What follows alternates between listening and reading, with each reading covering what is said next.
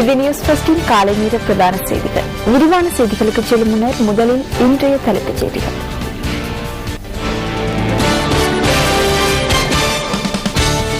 இந்தியாவினால் கைது செய்யப்பட்டு விடுதலை செய்யப்பட்ட இலங்கை மீனவர்கள் சிலர் இன்று நாடு திரும்புகின்றனர்.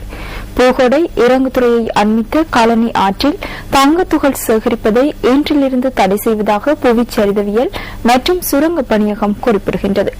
சேவை முக்கியத்துவம் கருதி போலீஸ் நிலைய பொறுப்பதிகாரிகள் சிலருக்கு இடமாற்றம் வழங்கப்பட்டுள்ளது. எகிப்தின் ஜனாதிபதி தேர்தலுக்கான வாக்கெடுப்புகள் அமைதியான முறையில் இடம்பெற்றுள்ளதாக அந்நாட்டு பாதுகாப்பு தரப்பு தகவல் வெளியிட்டுள்ளது.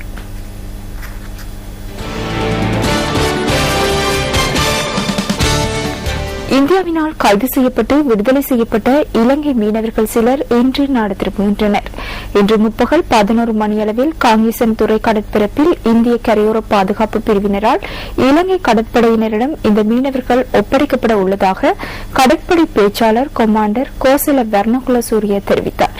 27 மீனவர்களுடன் அவர்களின் 5 படகுகளும் கையளிக்கப்பட உள்ளதாக கடற்படை பேச்சாளர் குறிப்பிட்டார்.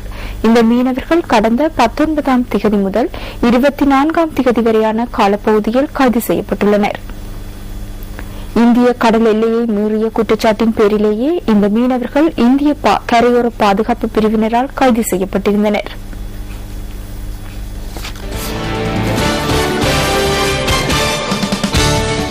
பூகோடை இறங்குதுறையை அண்மித்த காலனி ஆற்றில் தங்கத்துகள் சேகரிப்பதை இன்றிலிருந்து தடை செய்வதாக புவிச்சரிதவியல் மற்றும் சுரங்க பணியகம் குறிப்பிடுகின்றது. தங்கத்துகள் சேகரிப்பில் ஈடுபடுகின்றவர்கள் அதனை வேறாக்கி பெற்றுக் கொள்வதற்காக பல்வேறு ரசாயன பதார்த்தங்களை பயன்படுத்துவதன் காரணமாக சூழலுக்கு ஏற்படுகின்ற பாதிப்புகளை கவனத்திற்கொண்டே இந்த நடவடிக்கை எடுக்கப்பட்டுள்ளதாக பணியகத்தின் தலைவர் கலாநிதி MP விஜயானந்த கூறினார். எனினும் எதிர்காலத்தில் அனுமதி பத்திர முறைமையின் ஊடாக பிரதேச மக்களுக்கு தங்கத்துகள் சேகரிப்பதற்கான சந்தர்ப்பம் வழங்கப்பட உள்ளதாகவும் அவர் தெரிவித்தார். இந்த பிரதேசத்தை அண்மித்த கலனி கங்கையின் சுமார் 10 கிலோமீட்டர் வரையான பகுதியில் தங்கத்துகள் பரவி காணப்படுவதாக நம்பப்படுகின்றது.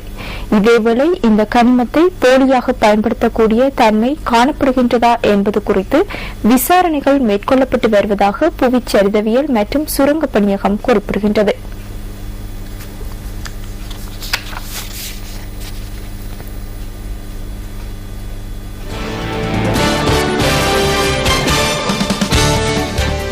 சேவை முக்கியத்துவம் கருதி போலீஸ் நிலைய பொறுப்பதிகாரிகள் சிலருக்கு இடமாற்றம் வழங்கப்பட்டுள்ளது. நேற்று முதல் அமலுக்கு வரும் வகையில் இந்த இடமாற்றங்கள் வழங்கப்பட்டுள்ளதாக போலீஸ் ஊடக பேச்சாளரும் போலீஸ் அத்தியட்சகருமான அஜித் ரோஹன குறிப்பிட்டார்.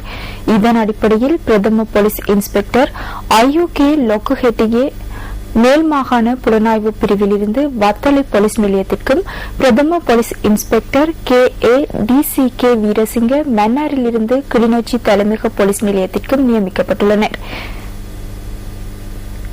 பிரதம போலீஸ் இன்ஸ்பெக்டர் DPH கலனஸ்ரீ மொனராகலையிலிருந்து கிராண்ட் பாஸ் போலீஸ் நிலைய பொறுப்பதிகாரியாக நியமிக்கப்பட்டுள்ளார். HE ஒவிட்டகம தெஹிவளை போலீஸ் நிலையத்திற்கும் மாற்றப்பட்டுள்ளதாக போலீஸ் ஊடக பேச்சாளர் குறிப்பிட்டார். தெஹிவளை போலீஸ் நிலையத்தின் பிரதம police inspector SII Prasanna Murunkan police நிலைய பிரதம போலீஸ் இன்ஸ்பெக்டராகவும் GRC டி சில்வா மருதானை போலீஸ் நிலையத்திலிருந்து வனாத்தமுள்ள போலீஸ் நிலையத்திற்கு மாற்றப்பட்டுள்ளனர். போலீஸ் இன்ஸ்பெக்டர் RC ராஜபக்ச இங்கினியகலையிலிருந்து உடுகம போலீஸ் நிலையத்திற்கும் police inspector RMCR Ratnayake மிகுந்தலை police நிலையத்திற்கும் இடமாற்றம் செய்யப்பட்டுள்ளனர். Police inspector DN Padmanabha Wattala police நிலையத்திலிருந்து ரத்தலுகம போலீஸ் நிலையத்திற்கும் இடமாற்றம் செய்யப்பட்டுள்ளதாக போலீஸ் ஊடக பேச்சாளரும் போலீஸ் அத்தியட்சகருமான அஜித் ரோஹன மேலும் தெரிவித்தார்.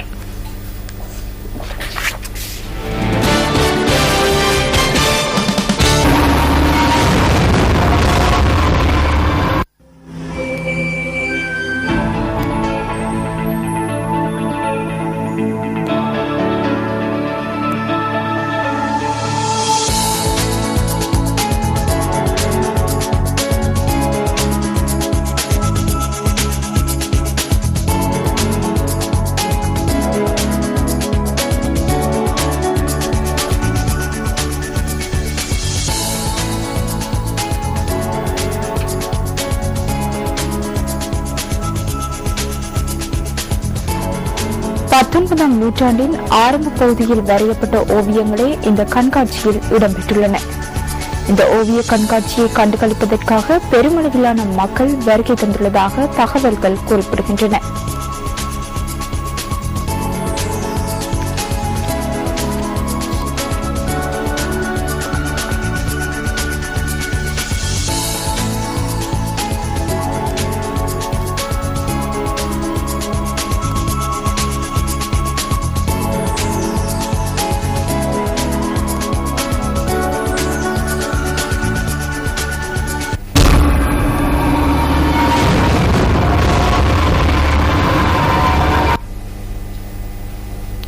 இலங்கை மத்திய வங்கி நேற்றைய தினம் வெளியிட்டுள்ள வெளிநாட்டு நாணய மாற்று விகிதம் தொடர்பான தகவல்கள் அடுத்து.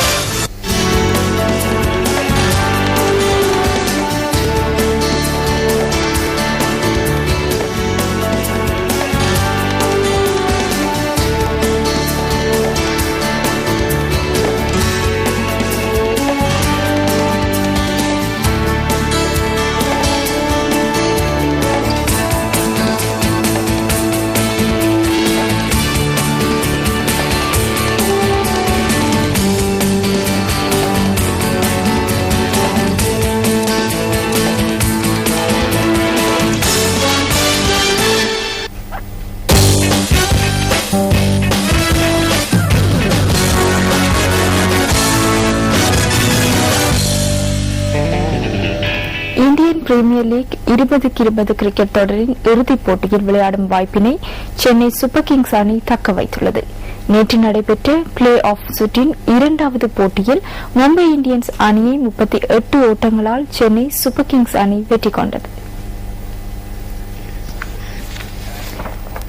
போட்டியில் முதலில் துடுப்படுத்தாடிய சென்னை சூப்பர் கிங்ஸ் அணி 20 ஓவர்களில் 5 விக்கெட் இழப்பிற்கு 187 ஓட்டங்களை பெற்றுக் கொண்டது.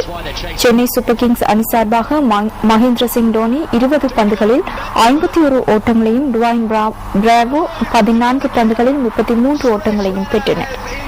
மும்பை இந்தியன்ஸ் அணி சார்பாக தவால் குல்கார்னி 3 விக்கெட்டுகளை கைப்பற்றியதுடன் ஹைரோன் பொலாட் மற்றும் ஜேம்ஸ் பிராங்க்லின் ஆகியோர் தலா ஒரு விக்கெட்டை வீழ்த்தினர்.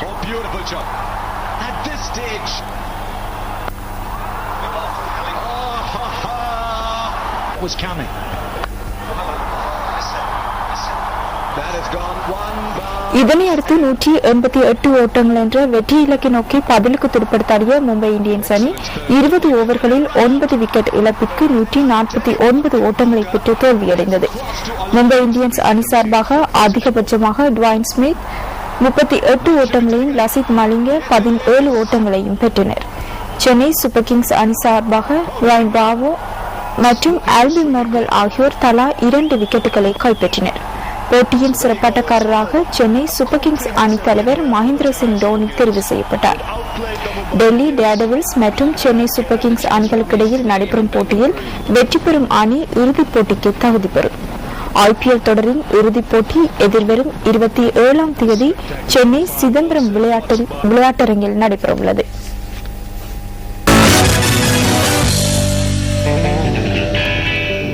இந்த இனிய காலை பொழுதில் இலங்கையின் அழகிய பகுதிகளுக்கு உங்களை அழைத்துச் செல்லும் டிஸ்கவர் ஸ்ரீலங்கா தொகுப்பு அடுத்து.